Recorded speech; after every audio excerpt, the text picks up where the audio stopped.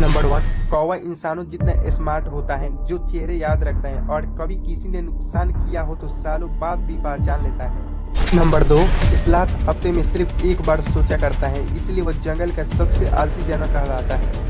Number 3, ऊँट की पीठ में पानी नहीं बल्कि फैट जमा होता है, जिससे वह रेगिस्तान में दिनों तक बिना पानी रह सकता है।